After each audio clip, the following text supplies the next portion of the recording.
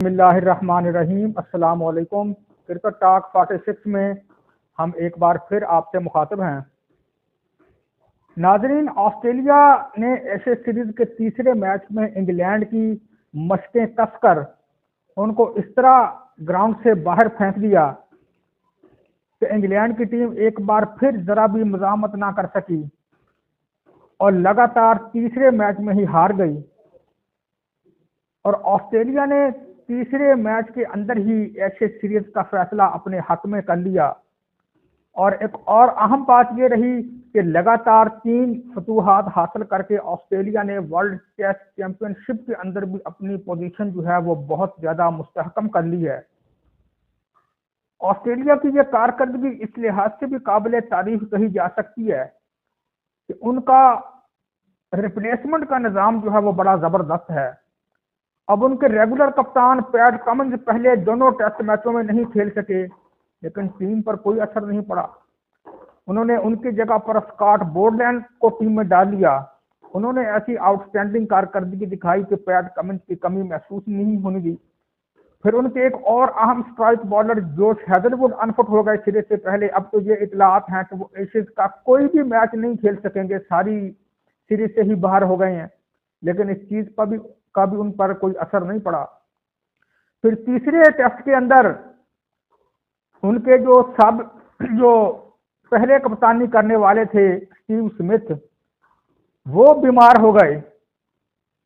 और जब PAT Cummins वापस आए, जो रेगुलर कप्तान हैं, जो साबका कप्तान पहले कप्तानी कर रहे थे, वो बीमार हो गए। इस चीज का भी बड़ा असर पड़ा, क्योंकि स्टीव स्मिथ जो है वो आज के दौर के सबसे बेस्ट बैट्समैन हैं।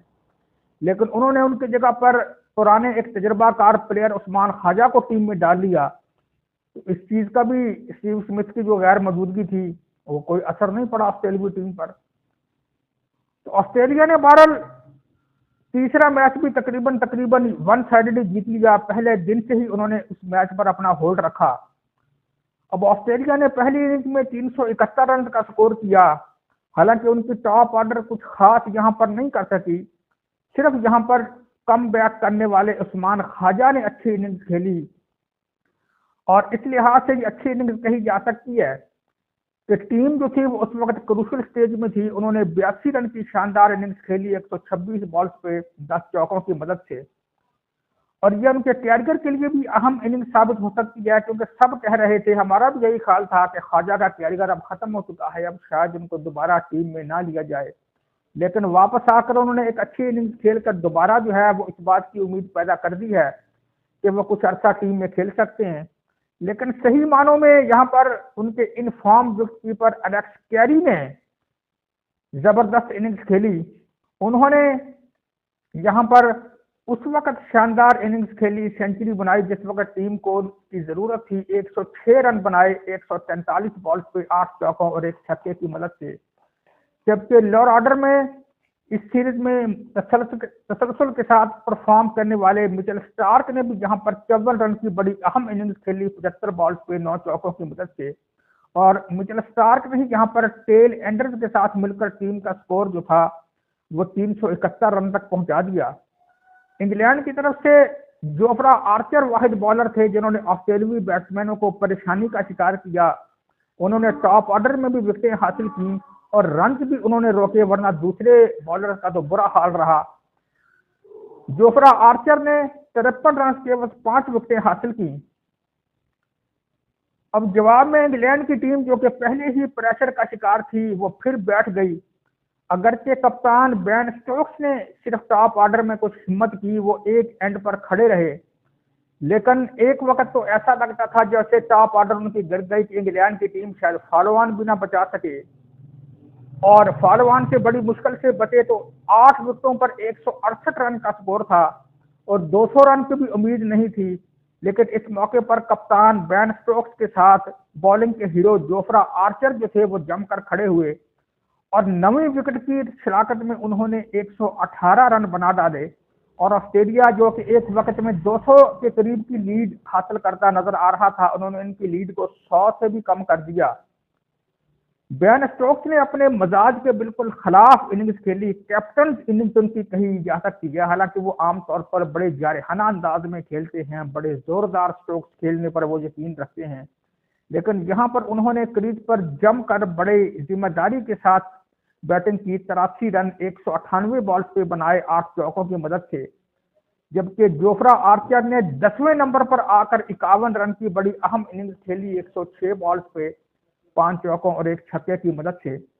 लेकिन इसके बावजूद ऑस्ट्रेलिया की टीम जो थी वो 85 रन की अहम बढ़तरी हासिल करने में कामयाब हो गई, और ये बढ़तरी जो थी वो विकेट के हिसाब से काफी अच्छी कही जा सकती थी। ऑस्ट्रेलिया ने फिर दूसरी इनिंग्स में फिर जो था वो जब अपनी बैटिंग का आगाज किया तो टॉप ऑर्डर उनकी नाकाम हुई, तहम उनके एक बैट्समैन जो थे वो जमकर खड़े हो गए और एक बैट्समैन ने ही इंग्लैंड के बॉलर्स की ऐसी तैसी कर दी, और ये बैट्समैन थे ट्रेविस हेड, जिन्होंने अपने मिजाज के मुताबिक खेलते हुए 170 रन की बड़ी शानदार इनिंग्स खेली 219 बॉल्स पे 16 चौकों और 2 छक्कों की मदद से। पहली इनिंग्स के हीरो एलेक्स कैरी ने दूसरी इनिंग्स में भी शानदार बैटिंग की, 72 रन बनाए 128 बॉल्स पर 6 चौकों की मदद से, और इसकी वजह से फिर ऑस्ट्रेलिया की टीम जो थी वो 349 रन का एक अच्छा स्कोर करने में कामयाब हो गई, और चौथी इनिंग्स में उन्होंने 425 रन का ऐसा टारगेट बना दिया जिसको हासिल करने के बारे में इंग्लैंड वाले ख्वाब में भी नहीं सोच सकते थे। अगरचे दूसरी इनिंग्स में इंग्लैंड ने कुछ मज़ाहमत की, कुछ हिम्मत की, खास तौर पर उनकी टॉप ऑर्डर जो कि मुसलसल नाकाम चली आ रही थी, यहाँ पर एक बैट्समैन जो था उसने कुछ हिम्मत दिखाई। जैक क्रॉली ने 85 रन बनाए 151 बॉल्स पे 8 चौकों की मदद से, जबकि विकेट कीपर जेमी स्मिथ ने भी 60 रन बनाए। लेकिन इसके बावजूद उनकी टीम जो थी वो मिलकर भी 352 रन के स्कोर तक पहुंच सकी और 82 रन से ये मैच भी हार गई, और साथ ही ऑस्ट्रेलिया ने इस बात का भी फैसला कर दिया कि अब एशेज उनके पास ही रहेगी। अब अगले 2 मैचेस जो हैं वो बज़ाहिर तो वाजिबी सी कार्रवाई नजर आ रहे हैं, और ऑस्ट्रेलिया वाले अब ये कोशिश करेंगे कि वो इंग्लैंड को यहाँ पर वाइट वॉश करें, और ऐसा शायद वो करने में कामयाब भी हो जाएं, क्योंकि इंग्लैंड की टीम जो है बिल्कुल बैठी हुई है, मायूसी का शिकार है, कोई उनके अंदर बेहतरी की उम्मीद जो है वो नजर नहीं आ रही।